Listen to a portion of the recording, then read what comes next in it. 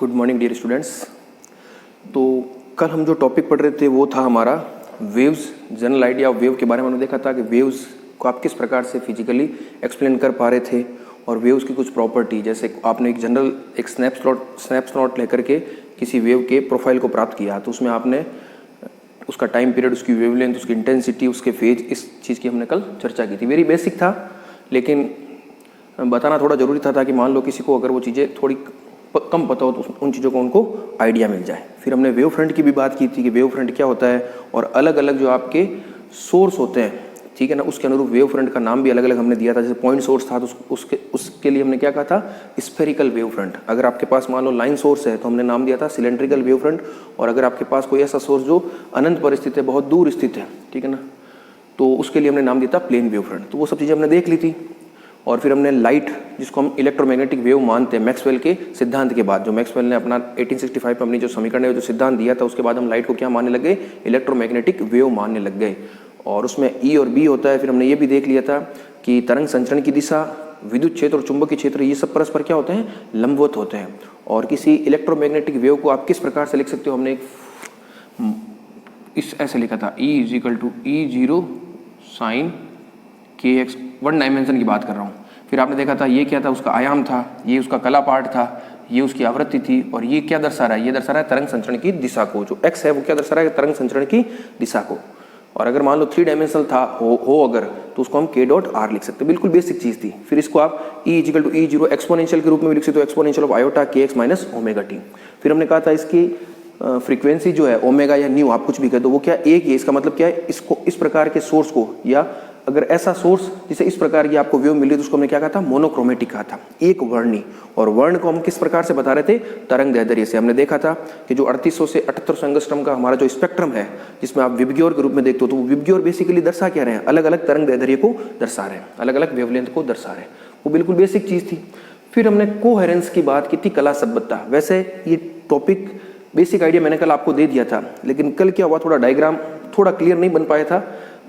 बताया मैंने आपको बिल्कुल सही था उसकी डेफिनेशन, लेकिन डायग्राम से थोड़ा कंफ्यूजन लग रहा था। तो आज मैंने इसको डायग्राम को थोड़ा क्लियर किया है ताकि एक बार ब्रीफली इसको वापस मैं आपको बता सकूं। वैसे उसमें पूरा मैं बता चुका हूं, लेकिन आज आप इसको डायग्राम को देखोगे तो आपको पूरा पता चल जाएगा। कल डायग्राम थोड़ा क्लियर नहीं बना था, बिल्कुल सीक्वेंस नहीं थी। तो देखिए, इसको आप सुन लीजिए जरा वापस। मैंने क्या बताया कि किसी भी स्रोत से अगर आपको प्रकाश मिल रहा है, उसका बेसिक कारण तो आपने क्या देखा कि कोई भी जो स्रोत है वो खूब सारे परमाणु से मिलकर बना, असंख्य परमाणु से। और हर परमाणु यानी एटम जो है आपका, हर एटम में क्या है, न्यूक्लियस है। न्यूक्लियस के चारों इलेक्ट्रॉन रिवॉल्व कर रहे हैं, घूम रहे हैं, चक्कर लगा रहे हैं। और इनमें जब विभिन्न ऊर्जा स्तरों में, और जब ऊर्जा स्तरों में इलेक्ट्रॉन का ट्रांजिशन होता है, तो आपने देखा था जब मान लो इलेक्ट्रॉन हायर एनर्जी से लोअर एनर्जी में आएगा तो क्या करेगा, इस एनर्जी गैप के बराबर ऊर्जा के फोटोन को उत्सर्जित करेगा। और ये फोटोन ही बेसिकली है, पैकेट्स ऑफ फोटोन, यहाँ पर क्या है, लाइट है। तो इस प्रकार ये तो एक अणु की बात की, ऐसे असंख्य अणु है तो इस प्रकार के पैकेट्स, खूब सारे फोटोन निकलेंगे, उनको अपन कंबाइंडली क्या कह सकते हैं, लाइट वेव कह सकते हैं, ठीक है। तो वो हमने कारण देख लिया था, किस कारण से हो रहा है, इस प्रकार के ट्रांजिशन से हो रहा है। फिर हमने कहा था कि ये जो प्रक्रिया है वो क्या है, रैंडम, एकदम यादृच्छिक प्रक्रिया है। ऐसा नहीं है कि जिस समय ये इमिट हो रहा है उसी समय किसी अन्य परमाणु से भी इमिट होगा, ऐसा नहीं, सब अपने अपने हिसाब से चलता रहेगा मामला।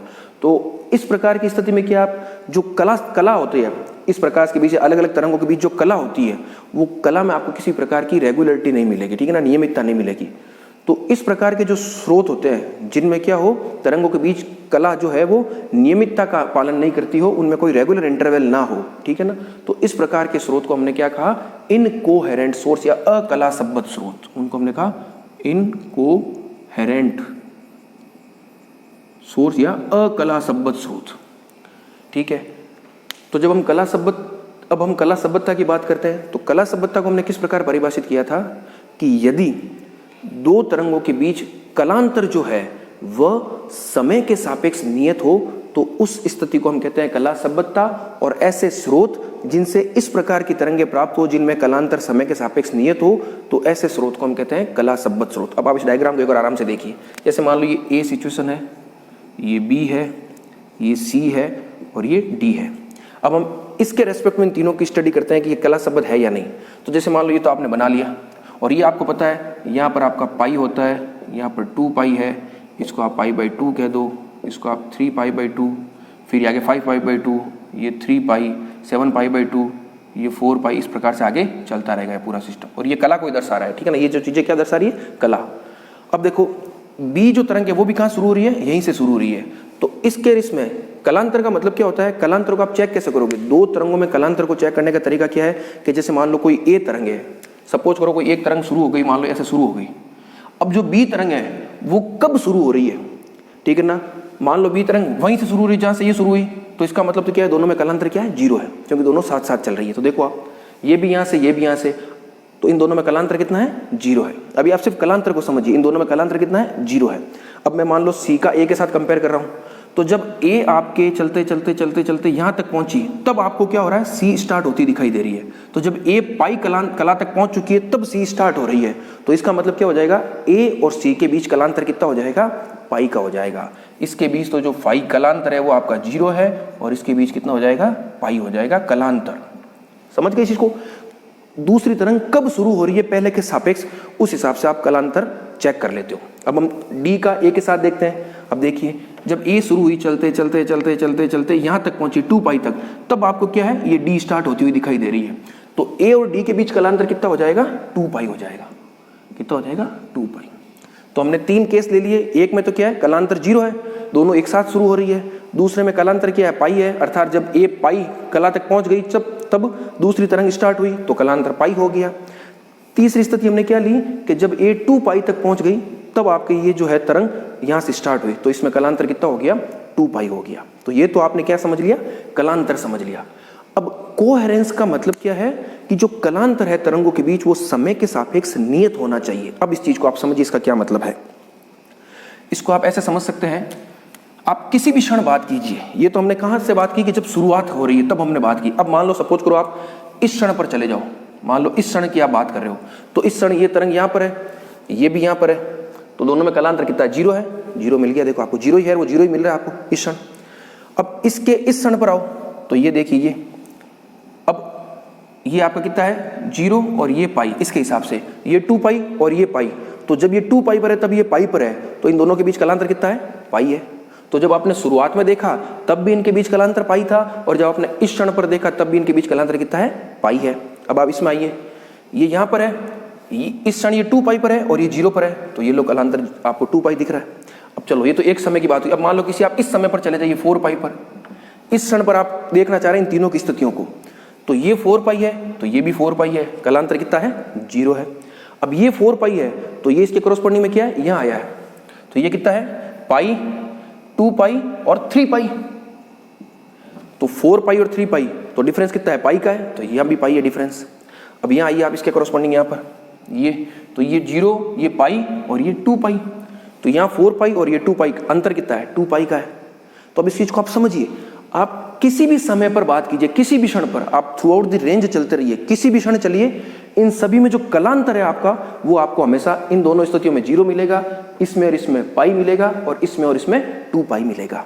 अर्थात इससे आपको क्या निष्कर्ष मिल रहा है कि इन तरंगों के लिए जो कलांतर है वह समय के सापेक्ष नियत है, अर्थात समय के साथ वह नहीं बदलता है। एक बार इन तरंगों में जो कलांतर फिक्स हो गया वो हमेशा फिक्स ही रहेगा, ठीक है ना। तो ये कोहेरेंस था जिसको मैंने डायग्राम से आपको एकदम क्लियर कट बता दिया। बस जो फाई है आपका, फाई जो है वो टी का फलन नहीं हो सकता, फाई में टी का पद नहीं आएगा, फाई का फिक्स मान होगा। तो ये था कोहेरेंस, जिसको मैंने एक बार वापस आपको बता दिया। अब इसको अब मुझे लग रहा है आप इसको आराम से समझ सकते हो बिल्कुल इजीली तरीके से। आप घर पर इस डायग्राम को बना करके देखिए, 2-3 बार ट्राई करोगे तो आपको पूरा समझ में आ जाएगा। ये है कोहेरेंस।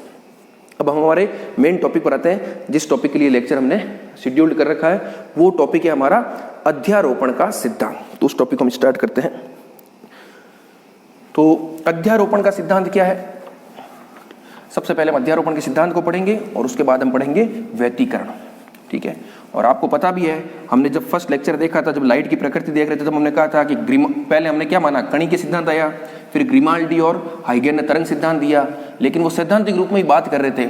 जब 1801 में यंग ने अपना एक डबल स्लिट एक्सपेरिमेंट किया इंटरफेरेंस से रिलेटेड, तब क्या हुआ कि वेव थ्योरी जो थी तरंग की, उसको एक एक्सपेरिमेंटल सपोर्ट या एविडेंस मिला।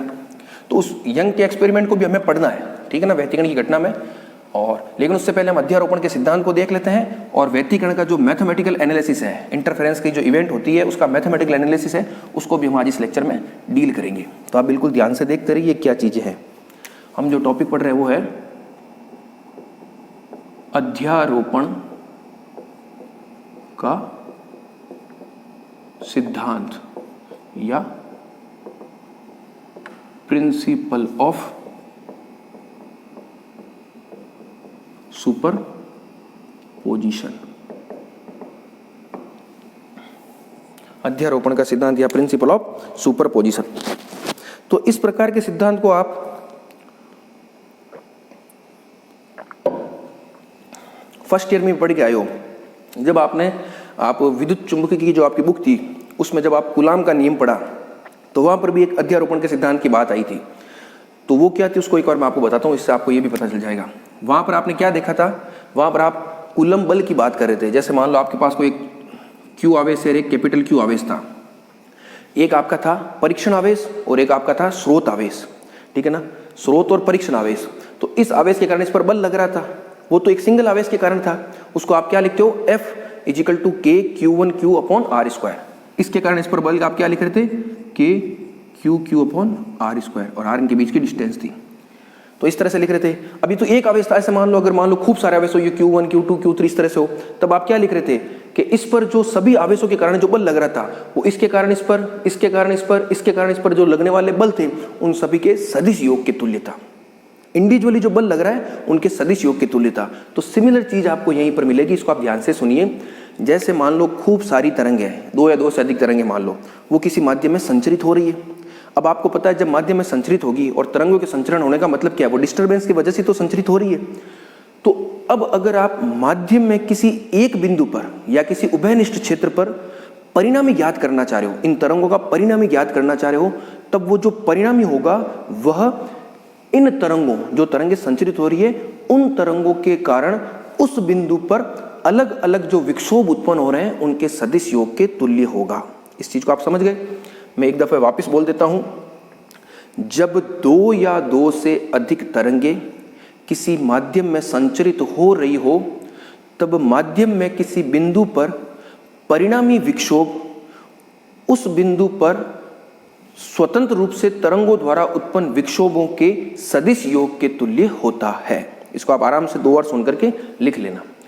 तो अब मान लो कोई एक तरंग है, सपोज करो 2 तरंग है, उस तरंग का विक्षोभ मान लो आपका क्या है, y1 विक्षोभ उत्पन्न कर रही है, दूसरी तरंग y2 विक्षोभ कर रही है, तीसरी तरंग y3 कर रही है। इस प्रकार से खूब सारी तरंग अलग अलग विक्षोभ कर रही है। तो कोई माध्यम में ये सब तरंगें क्या है, संचरित हो रही है, और आप चाह रहे हो माध्यम के किसी बिंदु पर आप क्या निकालना चाह रहे हो, परिणामी। क्या निकालना चाह रहे हो, परिणामी, रिजल्टेंट, उसको मैं y कहता हूं। तो वो जो y होगा वो क्या होगा, y = y1 + y2 + y3, और इस प्रकार से चलता रहेगा। तो ये क्या है आपका अध्यारोपण का सिद्धांत। बिल्कुल कूलम नियम में आपने जो पढ़ा था सिमिलर उसी प्रकार का है। इसको भी आप कैसे देख रहे थे वापस बता देता हूँ। यहाँ पर जैसे मान लो आपका कोई Q आवेश है, ठीक है, और ये Q1 है, कोई स्रोत आवेश, ये Q2 है, ये Q3 है, ये है आपका परीक्षण आवेश। इसको आप कह रहे हो परीक्षण आवेश। क्या कह रहे हो, परीक्षण आवेश, जिस पर आप बल का मान ज्ञात करना चाह रहे हो। और ये सारे आपके क्या है, स्रोत आवेश जो उत्पन्न कर रहे हैं, स्रोत आवेश, ठीक है ना, चार्ज, ठीक है। तो इसके कारण इस पर बल लगेगा, जिसका मान आप क्या लिखते हो, F1 मान लो कह दूं तो K Q1/R1, ठीक है, R1²। इसके कारण आप क्या लिख दोगे, K Q2/R2²। इसके कारण क्या लिख दोगे, F = K Q3/R3²। और जब आप रिजल्टेंट निकालोगे तो आप क्या करोगे, इसको इसको इसको सबको जोड़ोगे, यही तो करोगे। इसका जब आप रिजल्टेंट लिखोगे तो आप कैसे लिखोगे, vector F = F1 + F2 + F3। तो सिमिलर चीज यहीं पर है कि जब मान लो माध्यम में कोई तरंगें संचरित हो रही है, तो किसी बिंदु पर परिणामी विक्षोभ जो होगा वो तरंगों द्वारा उस बिंदु पर, बिंदु वो सेम रहेगा, उसी बिंदु की बात कर रहे हैं, उस बिंदु पर, जैसे ये फिक्स था बिंदु यहाँ पर Q, उसी प्रकार से ये बिंदु फिक्स है, उस बिंदु पर इन तरंगों द्वारा उत्पन्न विक्षोभों के सदिश योग के तुल्य होगा। तो ये है आपके अध्यारोपण का सिद्धांत। बिल्कुल बेसिक था जो मैंने आपको बता दिया, इसको आप नोट कर लेना। ये डेफिनेशन कभी कभी पूछ ली जाती है, और मैंने कूलम के नियम से भी आपको कंपेयर करके बता दिया, सिर्फ बताने के लिए। वैसे कूलम नियम को हम कभी और डिस्कस करेंगे, ये अच्छा टॉपिक है, इसको हम आगे देखेंगे। तो अध्यारोपण का सिद्धांत आपको समझ में आ गया। अब हम आते हैं व्यतिकरण की घटना पर कि व्यतिकरण होता क्या है। वो बड़ा डिटेल टॉपिक है, उसको हम देखते हैं। तो व्यतिकरण बेसिकली क्या है, इसको एक मिनट रुकिए मैं लिख देता हूं, लिख करके हम समझेंगे थोड़ा अच्छा रहेगा।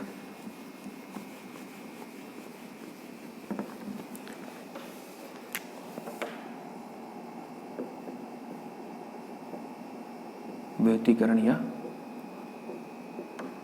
इंटरफेरेंस।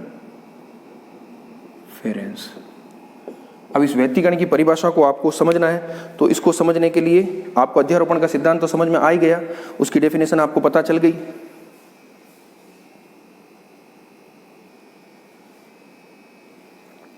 तो हम व्यतिकरण को देख रहे हैं, मैंने व्यतिकरण की एक परिभाषा लिख रखी है यहाँ पर, इस परिभाषा को आप आराम से देखिए और इस परिभाषा को नोट करने के लिए आप आराम से वीडियो को पॉज करके इसका स्क्रीनशॉट ले लीजिए, इस परिभाषा को आप नोट कर लीजिए। अब इसको आप समझिए ये है क्या, मैं एक बार इसको बोल देता हूँ, फिर एक एक जो टर्म हम इसमें यूज ले रहे हैं उसको हम समझते हैं। मैंने क्या कहा, जब दो या दो से अधिक प्रकाश तरंगे जो कला संबद्ध स्रोतों से उत्पन्न हुई हो, जिनकी आवृत्ति या तरंग दैर्ध्य समान जबकि आयाम लगभग समान हो, किसी माध्यम में एक साथ एक ही दिशा में संचरित हो रही हो, तो माध्यम के किसी बिंदु पर परिणामी तीव्रता या आयाम अधिकतम तथा किन्हीं बिंदुओं पर न्यूनतम प्राप्त होता है। अर्थात माध्यम के विभिन्न बिंदुओं पर परिणामी तीव्रता भिन्न भिन्न प्राप्त होती है, यह घटना व्यतिकरण कहलाती है। ठीक है, इसको आपने नोट कर लिया। अब इस बड़ी डेफिनेशन को हम क्या करते हैं, पार्ट्स में बांट करके समझते ये है क्या। तो व्यतिकरण बेसिकली क्या है कि किसी भी माध्यम में जो प्रकाश तरंगें संचरित हो रही है, हम प्रकाश तरंगों की क्यों बात कर रहे हैं, क्योंकि हम इंटरफेरेंस इन लाइट पढ़ रहे हैं। इंटरफेरेंस इन साउंड वेव्स भी होता है ध्वनि तरंगों में, तो वो अलग बात हो जाएगी, तब वो हम लिख देंगे ध्वनि तरंगे। अभी हम लाइट की बात कर रहे हैं। तो मान लो कोई तरंगे, प्रकाश तरंगे हैं, वो किसी माध्यम में संचरित हो रही है, तो हम जानते हैं अगर माध्यम में संचरित हो रही है तो किसी बिंदु पर हम परिणामी प्राप्त करेंगे, तो उस परिणामी का क्या होगा, कुछ ना कुछ मान होगा। तो परिणामी का मान किसी बिंदु पर अधिकतम भी हो सकता है, किसी बिंदु पर न्यूनतम भी हो सकता है। तो ये इस प्रकार की जो घटना है वो क्या कहलाती है, आपके व्यतिकरण कहलाती है। लेकिन इसमें बहुत सी बातें छुपी हुई है। एक तो आवृत्ति समान होनी चाहिए, ठीक है ना, आवृत्ति और तरंग दैर्ध्य समान होंगे तो उसका वेग भी समान हो जाएगा। दूसरा मेन चीज क्या है, कला संबद्ध स्रोतों से उत्पन्न होनी चाहिए, ये वेरी इंपॉर्टेंट है। अभी तो हम व्यतिकरण का मैथमेटिकल एनालिसिस करेंगे, बाद में हम एक छोटा सा टॉपिक देखेंगे जिसमें पढ़ेंगे व्यतिकरण के लिए आवश्यक शर्तें। तो वहां पर हम उन शर्तों की 6-7 शर्तें लिखेंगे। वहां पर आप एक शर्त आएगी कि व्यतिकरण, जिन तरंगों में व्यतिकरण हो रहा है वह तरंगे इसेंशियली यानी अनिवार्य रूप से कला संबद्ध स्रोतों से प्राप्त होनी चाहिए। अर्थात उन तरंगों में जो कलांतर है वो समय के सापेक्ष कैसा होना चाहिए, नियत होना चाहिए। अब वो कैसे प्राप्त करते हैं उसकी अलग विधि आएगी, जिसको हम बाद में देखेंगे। तो पहली चीज आपको क्या पता चल गई कि जो प्रकाश तरंगे आपको प्राप्त हो रही है वो कैसी होनी चाहिए, कला संबद्ध स्रोतों से प्राप्त होनी चाहिए। ठीक है। दूसरा, उनकी आवृत्ति समान होनी चाहिए और आयाम जो है उन तरंगों का वो लगभग समान होना चाहिए। इस लगभग समान पर आप एक बार स्टार लगा लीजिए। अभी तो आपको ये नहीं पता चलेगा कि मैंने लगभग समान क्यों लिखा है, लेकिन थोड़ी देर बाद जब हम मैथमेटिकल एनालिसिस करेंगे तब आपको और क्लियर होगा कि मैंने लगभग शब्द क्यों काम में लिया। और आगे 1-2 टॉपिक हम पढ़ेंगे, इसको आप यही नोट कर लेना। आगे हम 1-2 टॉपिक पढ़ेंगे जब जिसमें इंटरफेरेंस को काफी डिटेल में पढ़ेंगे, तो वहां पर ही मैं आपको बताऊंगा कि इस लगभग को काम में लेने का क्या मतलब, आयाम लगभग समान मैंने क्यों कहा, एकदम समान क्यों नहीं कहा, तो वहां आपको और अच्छे से क्लियर होगा। ठीक है, अभी तो आप सिर्फ इसको ध्यान रखिए लगभग समान हो। और बाद में तो वही बात है, एक साथ माध्यम में चल रही है तो माध्यम के किन्हीं बिंदु पर जो परिणामी तीव्रता होगी या आयाम, आयाम भी क्या होता है, तीव्रता आयाम के वर्ग के समानुपाती होती है। तो परिणामी तीव्रता को चाहे आयाम को, तो उसका मान कहीं पर अधिकतम होगा, कहीं पर न्यूनतम होगा। एक तरह से कह सकते हैं कि अलग अलग बिंदुओं पर अलग अलग होगा। तो ये इस प्रकार की जो घटना है वो क्या कहलाती है, व्यतिकरण कहलाती है। तो मेरे हिसाब से आपको ये समझ में आ गया होगा। एक तरह से अध्यारोपित हो रही है, जो तरंगे चल रही है वो क्या हो रही है, अध्यारोपित हो रही है, सुपर इम्पोज हो रही है, और हमें क्या मिल रहा है, रिजल्टेंट मिल रहा है। तो अब किस बिंदु पर अधिकतम होगी, किस बिंदु पर न्यूनतम होगी, उसको हम कैसे पता करेंगे, उसके लिए क्या कंडीशंस है, वो कंडीशन प्राप्त करेंगे जब हम इस इंटरफेरेंस का मैथमेटिकल एनालिसिस करेंगे। मैथमेटिकल एनालिसिस कैसे करेंगे कि हम कोई 2 तरंगे लेंगे, उन 2 तरंगों में अध्यारोपण का सिद्धांत लगाएंगे, अर्थात उन तरंगों के जो विक्षोभ है y1 y2 अगर मान लो, तो परिणामी y1 + y2 निकालेंगे, उससे कुछ कंडीशंस मिलेगी। उन कंडीशंस के आधार पर हम क्या बताएंगे कि किस स्थिति में अधिकतम और किस स्थिति में तीव्रता न्यूनतम होगी। तो ये थी हमारी डेफिनेशन। अब हम इसी में कंटिन्यू कर लेते हैं, मैथमेटिकल एनालिसिस ऑफ इंटरफेरेंस। ठीक है ना, व्यतिकरण की घटना का गणितीय विश्लेषण, वो वेरी इंपॉर्टेंट है। वो एग्जाम में एज इट इज पूछा भी जाता है, समझने के हिसाब से भी वेरी इंपॉर्टेंट है, और उससे रिलेटेड कुछ न्यूमेरिकल्स भी एग्जाम में आते हैं। तो उसको आप थोड़ा देखिए वो क्या है, उसको हम कर लेते हैं। तो अगली हेडिंग आप लिख लीजिए, व्यतिकरण की घटना का गणितीय विश्लेषण, mathematical analysis of interference, mathematical analysis of interference आगे आप लिख लेना। तो मैथमेटिकल एनालिसिस करने के लिए हम क्या करेंगे कि हम कहेंगे कि माना कोई दो कला शब्द स्रोत है आपके S1 और S2। क्या है? दो कला शब्द स्रोत आपके S1 और S2। इनसे कोई दो तरंगें उत्पन्न हो रही है और वो माध्यम में आगे चल रही है, और इन तरंगों में जो अध्यारोपण होगा तभी तो आपको क्या मिलेगा? परिणामी तीव्रता आयाम मिलेगा, और उस घटना को आप क्या कह रहे हो? व्यतिकरण कह रहे हो। तो मैंने क्या कहा कि माना दो कला शब्द स्रोतों से प्रकाश तरंगें प्राप्त हो रही है, जिनके आयाम क्रमशः हम ले रहे हैं A1 और A2। ये क्या है? आयाम है उन तरंगों के, ठीक है। तथा इन तरंगों में कलांतर फाई है। कलांतर क्या? फाई है। तो इन तरंगों को हम कैसे लिख सकते हैं? आप देखिए आराम से। मान लो पहली तरंगों में लिख रहा हूं y1 = A1 sine kx minus omega T, और दूसरी को लिखूंगा y2 = A sine kx minus omega T minus phi, या प्लस फाई, कुछ भी लिख लीजिए, कोई दिक्कत नहीं है उसमें, ठीक है ना। तो इस तरह की चीज है, प्लस माइनस कोई फर्क नहीं पड़ रहा है। फाई कलांतर है, इसके सापेक्ष इसमें देखो या इसके सापेक्ष में देखो, दोनों में जो अंतर है वो आपका क्या रहने वाला है?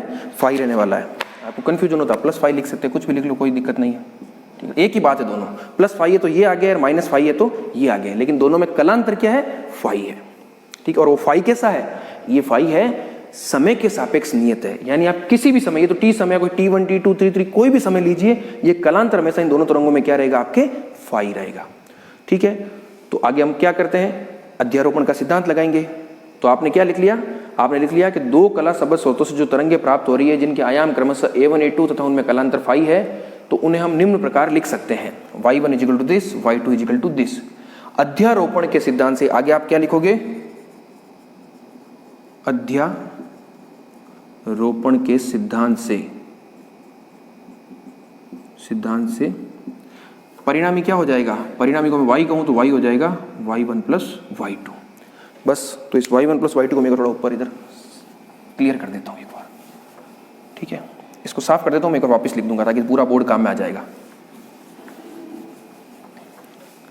इसको मैं एक बार वापस लिख देता हूं। ये y1 था आपका A1 sine kx minus omega T, और y2 था A2 sine kx minus omega T plus phi, और जो परिणामी आप लिख रहे थे y, वो आप क्या लिख रहे हो?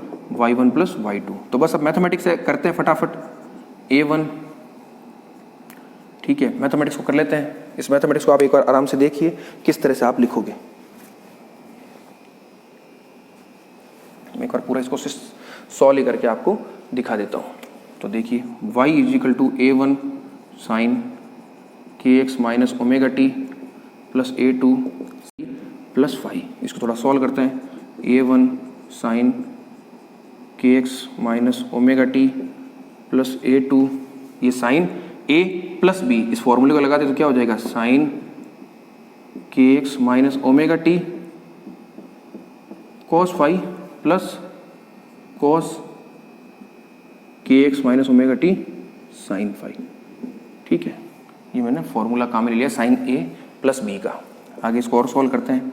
अब मैं काम करूँ, साइन kx वाले को एक साथ लिख देता हूँ। तो देखो ये क्या हो जाएगा? A1 + A2 कॉस फाई एक साथ, और इसके साथ आ जाएगा sine kx minus omega T plus ये पद पूरा अलग बचा रह जाएगा, वो क्या रहेगा? A2 sine phi cos kx minus omega T. इसको आप इक्वेशन नंबर कोई 1 दे दीजिए, y आ गया। तो ये हमने इसको सॉल्व करके देख लिया। अब इसको आगे और सॉल्व करते हैं। तो आगे और सॉल्व करने का क्या तरीका होगा उसको आप देखिए। अब मैं क्या कर रहा हूँ? ये क्या है? एक कांस्टेंट है, देखो A1 कांस्टेंट है, A2 भी कांस्टेंट है, फिक्स है इसके कुछ मान, और फाई भी क्या है? फिक्स है। फाई फिक्स है तो कॉस फाई का मान भी क्या होगा? फिक्स होगा। उसी प्रकार से A2 साइन फाई भी कांस्टेंट है, ये भी क्या एक प्रकार का कांस्टेंट भाग ही है, लेकिन ये तो परिवर्तित होगा क्योंकि t बदलेगा तो ये मान बदल जाएगा, t बदलेगा तो ये मान भी बदल जाएगा, लेकिन ये पार्ट क्या है? कांस्टेंट है। तो इन कांस्टेंट राशि को मैं क्या एक सेपरेट कांस्टेंट के रूप में प्रतिस्थापित कर देता हूं। तो मैं क्या लिखूंगा? माना A1 + A2 cos phi equal to मैं लिख रहा हूं A capital A cos theta, और इसको लिख रहा हूं A2 sine phi equal to capital A sine theta. मान सकता हूं कुछ भी, ठीक है ना। इसको आप इक्वेशन नंबर 2 दे दीजिए, दोनों को मिला करके 2a 2b कुछ भी दे दीजिए। अब इन मान को आप यहाँ रखिए तो आपको क्या मिलेगा, देखिए आपको मिलेगा a cos theta sine kx minus omega T plus a sine theta cos kx minus omega T.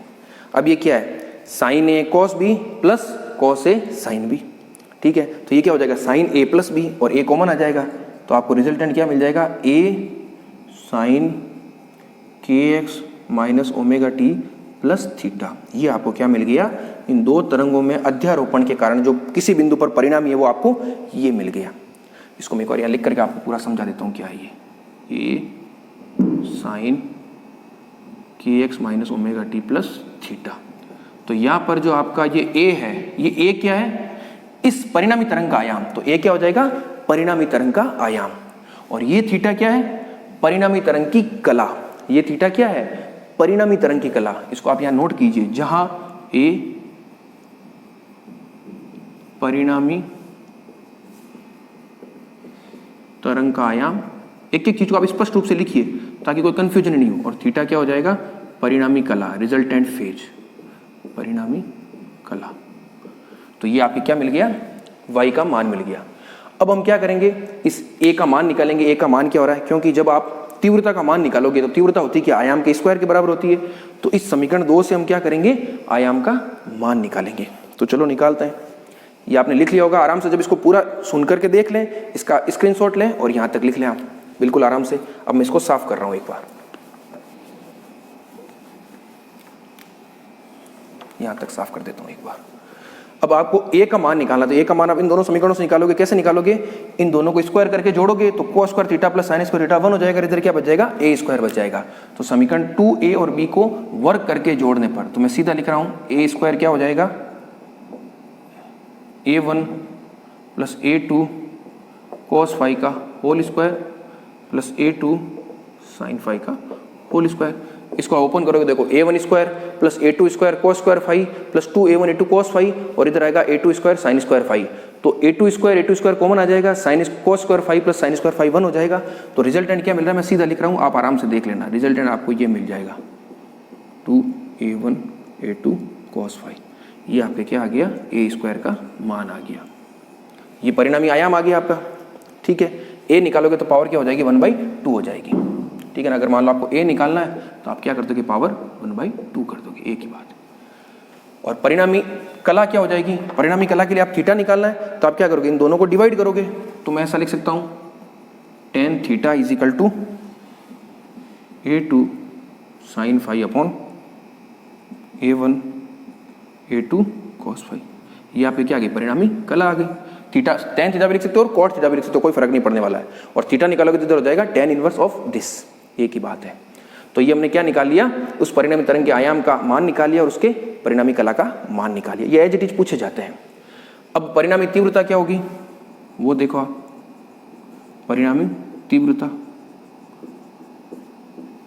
तीव्रता आप जानते हो, तीव्रता क्या होती है, आयाम के समानुपाती होती है। समानुपाती घटाओगे तो मान लो यूनिट कोई नियतांक आ रहा है, तो मैं इस आई को क्या लिख सकता हूँ, इसका स्क्वायर कर दूँ सीधा, तो a1 square plus a2 square plus 2a1 a2 cos phi. तो ये आपकी क्या आ गई, परिणामी तीव्रता आ गई। अगर आपको इसको तीव्रता के पदों में लिखना है तो जो a1 स्क्वायर है, a1 स्क्वायर क्या होगा, देखो इधर देखो आप, a1 स्क्वायर क्या हो जाएगा, i1 के बराबर हो जाएगा, और a2 स्क्वायर क्या हो जाएगा, i2 के बराबर हो जाएगा। क्योंकि पहली तरंग का आयाम a1 है तो पहली तरंग की तीव्रता उसके आयाम के स्क्वायर, दूसरी a2 स्क्वायर। तो इसको अगर आप मान लो तीव्रता के पदों में लिखना चाहो तो कैसे लिखोगे, ये हो जाएगा i1 प्लस ये i2, और ये a1 a2 है तो क्या हो जाएगा, रूट i1 i2। तो इसको लिखोगे 2 root i1 i2 cos phi. तो ये आपके क्या आ गया, परिणामी तीव्रता का मान आयाम के पदों में और तीव्रता के पदों में। तो ये आपका था पूरा डेरिवेशन, जिसमें हमने दो तरंगें ली और उसके परिणामी आयाम के मान को और परिणामी तीव्रता के मान को निकाल लिया। अब आपको वो कंडीशन फाइंड करनी है जिसके आधार पर आप कहोगे कि माध्यम के इस बिंदु पर परिणामी तीव्रता या आयाम अधिकतम होगा और उस बिंदु पर न्यूनतम होगा, जिसके लिए हम शब्द काम में लेते हैं संपोषी व्यतिकरण या कंस्ट्रक्टिव इंटरफेरेंस और विनाशी व्यतिकरण या डिस्ट्रक्टिव इंटरफेरेंस। उसकी कंडीशन हम फाइंड करते हैं। अब आप देखिए इन फॉर्मूलों से कि जो परिणामी आयाम है या परिणामी तीव्रता वो डिपेंड किस पर कर रही है। A1 तो कांस्टेंट है, A2 भी कांस्टेंट है, A1 A2 भी कांस्टेंट है, 2 कांस्टेंट है, अल्टीमेटली डिपेंड कर रही है फाई पर। तो जो दो तरंगे आपने ली है उनमें कलांतर की जो शर्त होगी, कलांतर कितना है, ठीक है ना, उसमें कलांतर 0 है, रहेगा तो वो सेम, एक बार जो फिक्स हो गया, अगर 0 है तो फिर वो थ्रू आउट रेंज 0 रहेगा, अगर 2 पाई है तो वो 2 पाई रहेगा, 3 पाई है तो 3 पाई रहेगा, पाई बाई 2 है तो पाई बाई 2 रहेगा। लेकिन कितना है उसके आधार पर आप बताओगे कि इसका मान अधिकतम होगा या न्यूनतम होगा। इस चीज को आप समझ गए। वापिस बता देता हूं कि परिणामी तरंग का आयाम अधिकतम होगा या न्यूनतम, वह डिपेंड करता है या वह निर्भर करता है उन दोनों तरंगों के बीच कलांतर पर। तो अब हम समपोषी और विनाशी व्यतिकरण को भी देख लेते हैं। आप बिल्कुल समझते रहिए, इसको नोट करते रहिए, रुक रुक करके, जैसे वीडियो को पॉज किया आपने आराम से नोट कर लिया। ये तो क्लासरूम से भी ज़्यादा चीज़ है, क्लासरूम में चीज़ मिट जाती है, इसमें आपके सब चीज़ लिखी हुई है, वीडियो को रोक कर आराम से आप देख करके लिख लीजिए। और मैं 2-2 बार बोल करके बता रहा हूँ तो आपको समझने में भी कोई दिक्कत नहीं होगी। तो अब हम अगला देख लेते हैं, समपोषी और विनाशी व्यतिकरण। वो क्या है उसको आप देखिए। तो अगली हेडिंग लिख लीजिए आप, समपोषी व्यतिकरण या कंस्ट्रक्टिव इंटरफेरेंस। फटाफट करते हैं इसको, वेरी इजी है। समपोषी व्यतिकरण या कंस्ट्रक्टिव इंटरफेरेंस। तो इस स्थिति में क्या होगा, परिणामी तीव्रता या आयाम का मान होगा अधिकतम।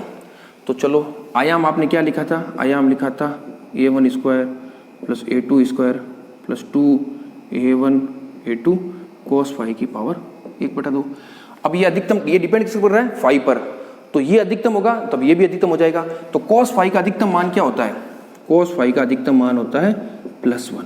ये क्या इसका अधिकतम मान है।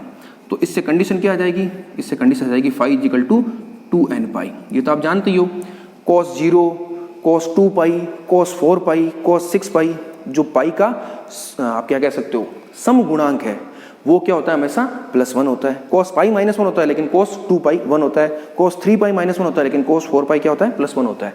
तो ये कंडीशन आ गई आपके समपोषी व्यतिकरण की। तो कहने का मतलब क्या हो गया, n क्या हो जाएगा, n 0 1 2 3 कुछ भी हो। तो अगर मान लो आपके दो तरंग ऐसी है, एक मान लो यहाँ से शुरू ऐसे हो रही है और दूसरी मान लो यहीं से हो रही है 0 से ही, तो इनमें क्या होगा, हमेशा समपोषी व्यतिकरण होगा। इस स्थिति में समपोषी व्यतिकरण होगा आपको। और मान लो कोई ऐसी स्थिति है जब ये 2 पाई से शुरू हो रही है, तो इनमें भी क्या होगा, समपोषी व्यतिकरण होगा। अर्थात इन दोनों तरंगों में कलांतर अगर इस शर्त का पालन कर रहा है तो उस स्थिति में क्या होगा, समपोषी व्यतिकरण होगा। तो ये चीज आप समझ गए, समपोषी व्यतिकरण की शर्त आ गई फाई के रूप में। अब आप आगे बढ़िए इसमें, आगे और हम क्या देख सकते हैं उसको भी आप देखते चलिए। ये तो था कलांतर की शर्त। एक शब्द आपके काम में आता है पथांतर, सामान्य सा शब्द है जो आप पहले पढ़ के आ चुके हो, उसकी भी हम कंडीशन देख लेते हैं। पथांतर, ये साथ ही हम समझ लेते हैं क्या है। पथांतर को आप लिखते हो जनरली डेल्टा से, और पथ किससे नापते हैं हम, लैम्बडा के पदों में। तो ये इसका मान किस में आएगा, लैम्बडा में आएगा। तो पथांतर का एक फॉर्मूला होता है। कलांतर और पथांतर में क्या रिलेशन होता है, ये होता है delta upon 2 pi into phi, ये फॉर्मूला होता है। या इसको आप ऐसा भी लिख सकते हो, पथांतर is equal to lambda upon 2 pi into कलांतर। वेरी बेसिक है, आपको पता होना चाहिए। तो समपोषी व्यतिकरण के लिए आपने फाई तो क्या निकाल लिया, कलांतर तो 2n पाई देख लिया। तो अब अगर पथांतर पूछे कि पथांतर की क्या शर्त इसमें फॉलो होगी, तो ये लीजिए lambda upon 2 pi into 2n पाई, तो पाई 2 ये कट गया, डेल्टा क्या हो गया, n लैम्बडा। तो चाहे n लैम्बडा कहो तो चाहे ये कहो आप 2n पाई, दोनों सेम है और दोनों क्या है, समपोषी व्यतिकरण की शर्त है। अब समपोषी व्यतिकरण में आयाम का मान क्या था, अधिकतम था। आयाम आपने क्या लिखा था, A1 square plus A2 square plus 2A1 A2 cos phi, ये तो हम जानते हैं, और समपोषी व्यतिकरण में ये 1 हो जाएगा। तो पीछे क्या बचेगा, A1 square plus A2 square plus 2A1 A2। तो इसको मैं ऐसा लिख सकता हूँ, A square is equal to A1 plus A2 का होल स्क्वायर, या A is equal to A1 plus A2। ये आपके वेरी इंपॉर्टेंट है, आपको एनी टाइम याद रखना पड़ेगा कि समपोषी व्यतिकरण या अधिकतम तीव्रता की आयाम की स्थिति में A1 प्लस A2 होता है परिणामी आयाम का मान। उसी प्रकार से परिणामी तीव्रता क्या हो जाएगी आपकी, परिणामी तीव्रता हो जाएगी, इसको लिखोगे आप I1 plus I2 plus 2 root I1 I2। तो ये हो जाएगा I1 plus I2 plus 2 root I1 I2, या I इज इक्वल टू हो जाएगा root I1 plus root I2 का होल स्क्वायर। ये आपकी हो गई परिणामी तीव्रता, या इसको आप आयाम के पदों में लिखना चाहो तो ये हो जाएगा a1 प्लस a2 का होल स्क्वायर। ये सारे फॉर्मूले आपको याद होने चाहिए, एक पता रखना है बाकी सब याद हो जाएगा। ये हो गया परिणामी आयाम, ये हो गई परिणामी तीव्रता, और ये हो गई परिणामी तीव्रता तीव्रता के पदों में। तो ये हमने पूरा संपोषी व्यतिकरण का डिस्क्रिप्शन देख लिया, क्या क्या इसके अंतर्गत है। ये शर्त पता होनी चाहिए, ये शर्त पता होनी चाहिए, ये फॉर्मूले आपको पता होने चाहिए। तो संपोषी व्यतिकरण हो गया। अब अगला फटाक से हम विनाशी व्यतिकरण देख लेते हैं, वो क्या होता है विनाशी व्यतिकरण। तो विनाशी व्यतिकरण में क्या हो जाएगा, न्यूनतम होना चाहिए। तो हम जो cos फाई है हमारा, उसका मान क्या हो जाएगा, न्यूनतम होना चाहिए। हम अगला देख लेते हैं विनाशी व्यतिकरण या डिस्ट्रक्टिव इंटरफेरेंस, ठीक है ना। तो उस स्थिति में आपके cos फाई क्या होना चाहिए, न्यूनतम, और cos फाई का न्यूनतम मान क्या होता है -1, और ये -1 आपको कहाँ मिलेगा, फाई इजिकल टू 2n-1 पाई पर मिलेगा। आप देख लीजिए n का मान आप 0 तो रखोगे नहीं, 0 तो वहाँ काम ले लिया, 1 रखोगे तो 2 - 1 पाई, तो ये क्या हो जाएगा पाई, 3 पाई, 5 पाई, अर्थात पाई के जो विषम गुणांक है उस स्थिति में cos पाई का मान क्या होता है आपके -1 होता है। तो ये कंडीशन आ गई।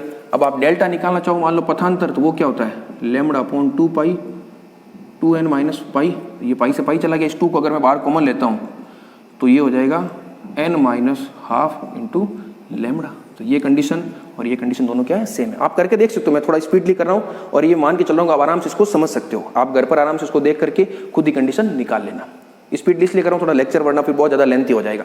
और इसमें है कुछ नहीं, फिजिक्स तो हमने देख ली, सिंपल मैथमेटिक्स है, तो इसको आप नोट कर लीजिए।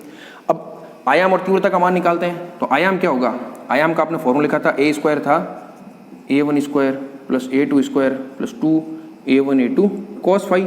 ये -1 है तो यहाँ माइनस आ जाएगा, तो इस आयाम को मैं ऐसे लिख सकता हूँ a1 माइनस a2 का होल स्क्वायर, क्योंकि यहाँ माइनस आएगा तो a1 square plus a2 square minus 2a1 a2, तो a1 माइनस a2 का होल स्क्वायर। ये आयाम हो जाएगा आपका a equal to a1 minus a2। तीव्रता क्या हो जाएगी आपकी, तीव्रता वापस वही हो जाएगी a1 माइनस a2 का होल स्क्वायर, क्योंकि आयाम के स्क्वायर के बराबर होती है। तो ये परिणामी तीव्रता, और अगर आपको तीव्रता के पदों में लिखना है तो √I1 माइनस √I2 का होल स्क्वायर, इस तरह से लिख सकते हो आप। तो ये सारे माने बिल्कुल मैथमेटिक्स बिल्कुल है। तो ये आपने क्या देख लिया, संपोषी और विनाशी व्यतिकरण को देख लिया। और जब मैंने एक शब्द काम में लिया था लगभग समान आयाम, तो उसका थोड़ा बहुत आइडिया आपको यहाँ मिलेगा। अगर मान लो उसके आयाम समान हो जाते तब संपोषी व्यतिकरण में तो कोई दिक्कत नहीं। संपोषी व्यतिकरण में तो परिणाम आयाम आपके क्या था, a1 प्लस a2 था। तो चलो समान होते, मान लो a1 a2 तो हो जाता है 2a1। लेकिन अगर विनाशी व्यतिकरण देखो तब आयाम क्या मिल रहा है आपको, 0 मिल रहा है, तीव्रता क्या मिल रही है, 0 मिल रही है। लेकिन जब आप एक्सपेरिमेंट परफॉर्म करके देखते हो तब आपको विनाशी व्यतिकरण की स्थिति में भी क्या होता है, कुछ स्पोर्ट्स मिलते हैं एक्सपेरिमेंट में। आपके जो पर्दा होगा जहां पर आप एक्सपेरिमेंट करोगे और जो पर्दे पर स्क्रीन पर जो निष्कर्ष मिलेगा वहां पर आपको विनाशी व्यतिकरण की स्थिति में कुछ स्पोर्ट्स मिलते हैं। तो वो स्पोर्ट्स मिल रहे, इसका मतलब कि इसका मान 0 नहीं है। इसलिए हम कह रहे हैं कि ये एकदम 0 नहीं होता, लगभग बराबर होता है। अब और भी अच्छे से अगर आपको समझना है कि लगभग बराबर होने का क्या फायदा है, तो वो अभी आपको समझ में नहीं आएगा, वो आगे एक टॉपिक आएगा, वहां पर आपको पूरा ही क्लियर हो जाएगा। थोड़ा यहाँ बता दिया, थोड़ा वहां मैं आपको और बता दूंगा। तो ये आपके पूरा कंप्लीट डिस्क्रिप्शन हो गया व्यतिकरण के गणितीय विश्लेषण का, जिसमें हमने पूरा परिणामी तरंग के आयाम को, उसकी परिणामी कला को देख लिया, और आपके क्या कहते हैं विनाशी और संपोषी व्यतिकरण की शर्तों को देख लिया। तो ये टॉपिक हमने आज कंप्लीट कर लिया। तो ये इस लेक्चर में हम इस टॉपिक को कंप्लीट करने वाले थे, जो हमने कर लिया। अब एक ग्राफ बनाना है आपको, ठीक है ना, तीव्रता और उसके कलांतर के रूप में, उसको भी आप देख लीजिए। जैसे मान लो इधर आपके तीव्रता है, इधर आपके कलांतर है, मान लो फाई के रूप में, ये 0, ये पाई, 2 पाई, ये 3 पाई, ये 4 पाई, इधर ये -पाई, -2 पाई, -3 पाई, -4 पाई। तो आपको पता है तरंग तो इस प्रकार की होगी। तो 0 पर अधिकतम थी तरंग का आयाम, तो ये क्या होगा, और -पाई और पाई पर क्या थी, 0 थी। तो ये तरंग देखो इस तरह से बनेगी, इसी तरह से बननी चाहिए। और 2 पाई पर क्या होगा, अधिकतम होगा, ये लीजिए इस तरह से बन जाएगी। 2 पाई पर अधिकतम हो गई, हुई कि नहीं हुई। इसी प्रकार से आप आगे चलोगे तो ये 4 पाई पर अधिकतम हो गई, इसको आप इस दिशा में लीजिए, 3 पाई पर हो गई, इस तरह से चलेगा, ये -5 पाई पर हो जाएगी। तो ये आपकी क्या है, तीव्रता और कलांतर के बीच ग्राफ, ठीक है। 0 पर क्या है देखो अधिकतम है आयाम का मान, 2 पाई पर अधिकतम है, 4 पाई पर अधिकतम है। ये आप इस तरह से ग्राफ बनोगे। लेकिन इस ग्राफ में एक टेक्निकल मिस्टेक है, वो मिस्टेक क्या है उसको आप समझिए, ठीक है। इस ग्राफ से आपको क्या दिख रहा है कि चलो 0 पर तो क्या अधिकतम मिल रहा है, 2 पाई पर अधिकतम मिल रहा है तीव्रता, यहाँ भी अधिकतम है, यहाँ भी अधिकतम है, यहाँ भी अधिकतम है, कोई दिक्कत नहीं। लेकिन जब आप -π, -3 पाई, -5 पाई, पाई 3 पाई, 5 पाई पर देखते हो तब आपको तीव्रता कितनी मिल रही है, परिणामी 0। जबकि परिणामी तीव्रता आपकी 0 नहीं थी। परिणामी तीव्रता का मान क्या था, विनाशी व्यतिकरण में परिणामी तीव्रता का मान था a1 - a2 का होल स्क्वायर, यानी उसका मान 0 नहीं था। तो जो आपका ग्राफ है वो इस तरह का नहीं होगा, इस चीज को आप समझिए। जनरली तो हम ऐसा ग्राफ बनाते हैं भाई -π पर 0 है, ठीक है, तो इस तरह से बना ले, लेकिन उसका परिणामी तीव्रता का मान 0 नहीं है, कुछ मान है a1 - a2 कुछ भी हो, लेकिन कुछ ना कुछ मान है। तो इस ग्राफ को मैं करेक्ट कर रहा हूँ फिजिक्स के हिसाब से, उसको आप देखिए। जनरली हम ऐसा बनाते हैं, ऐसा है नहीं है, सही मान सकते हो, लेकिन जो फिजिक्स में छुपी हुई है, अगर आप a1 और a2 को बराबर नहीं ले रहे हो तो उस स्थिति में ये ग्राफ ऐसा सही नहीं होगा। वो ग्राफ कैसा सही होगा उसको आप देखिए। बस वो लास्ट है, उसको फिर इस लेक्चर को हम कंप्लीट करते हैं। उस ग्राफ को आप देखिए आराम से।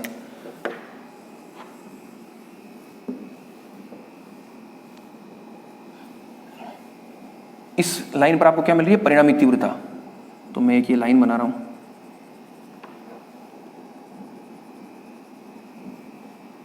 और यहां पर मैं लिख रहा हूं जो आई है आपका, उसका मान मैं लिख रहा हूं a1 - a2 का होल स्क्वायर, और यहां पर जो आई उसको मैं लिख रहा हूं a1 + a2 का होल स्क्वायर, कोई मान होगा। तो अब आपका जो 0 होगा मान वो इस रेखा पर होगा, ना कि इस पर।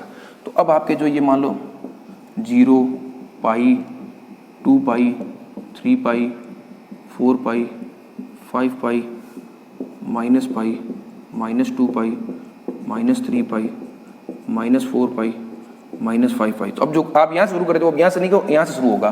तो इस पाई पर 0 है, इस पाई पर 0 है, तो ये ग्राफ इस तरह से हो जाएगा आपका,